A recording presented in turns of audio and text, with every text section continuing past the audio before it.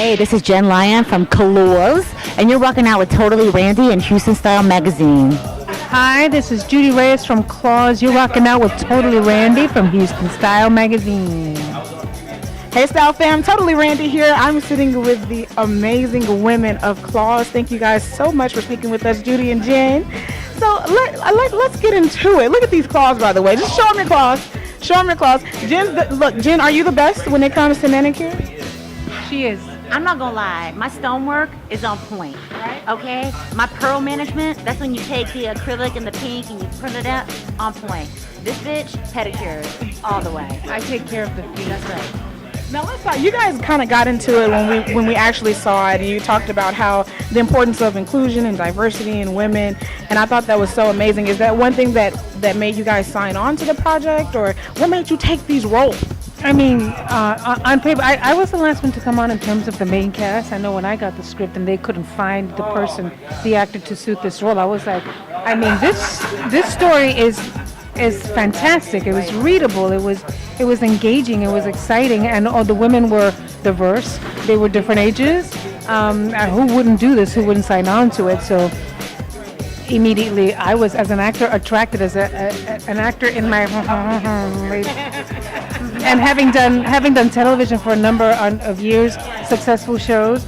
I'm being expected to play the same type of role. It would have been it looked like an exciting opportunity for me to take on this role that was completely different from what I was doing. So yeah, it was just like, what? Like, of course I want to do it. People are like, that's Carl. Yes, yeah. You know what? I kept Devious Maids. Okay, that's why one of my favorite shows is Devious Maids, and I love. I already told her that I love. I'm a huge fan of hers. I love her work. And so, is this your first time? I wanted to ask. Is this the first time playing a lesbian woman? It's not. I actually got the call to play this while I was playing another lesbian on One Day at a Time. But it's.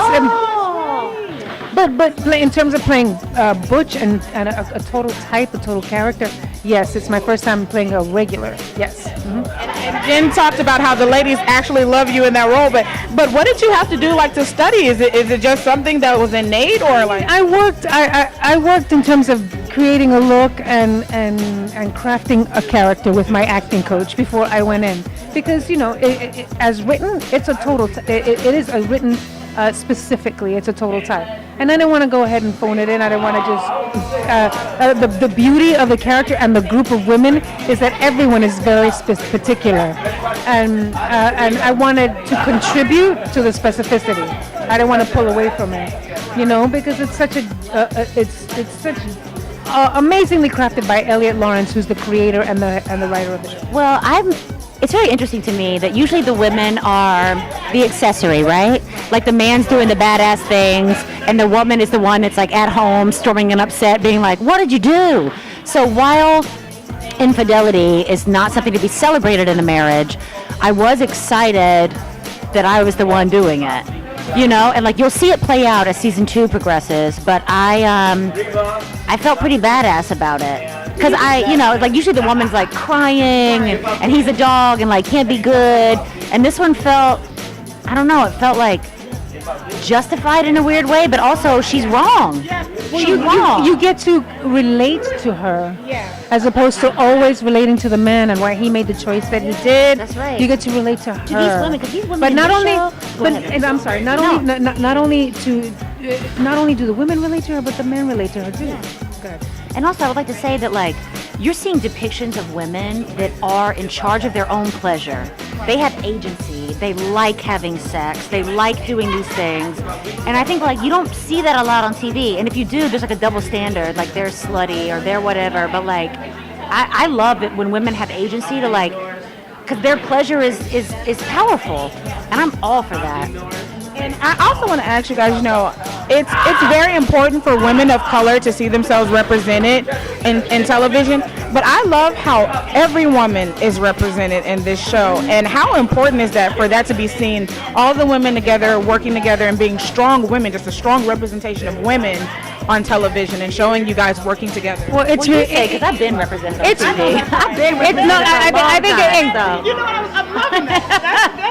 I appreciate that, Jem. It's reflected by our audience, by the fact that you're sitting here asking a question that I think you know the answer to. Right. But we're also there, I always see the social media response to just Niecy Nash and how she looks, and it says hashtag body goals. Yes. You see that banging body, shamelessly, wearing form-fitting clothes, and the coupling of her and Roller and her and Rouval and the fact that we're all represented in different ages and unapologetic.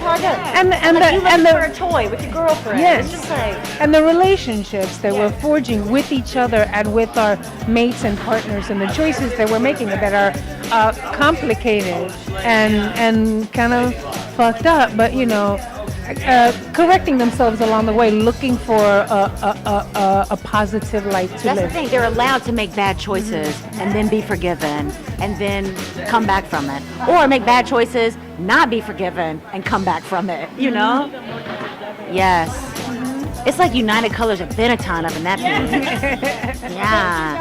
Thank you so much. I wish I had more time to talk to you guys, but oh my goodness, we covered the great stuff. Thank you guys. TotallyRandie and Houston Style Magazine. I'm here with the lovely. Thank you, TotallyRandie. Thank you. Thanks for dropping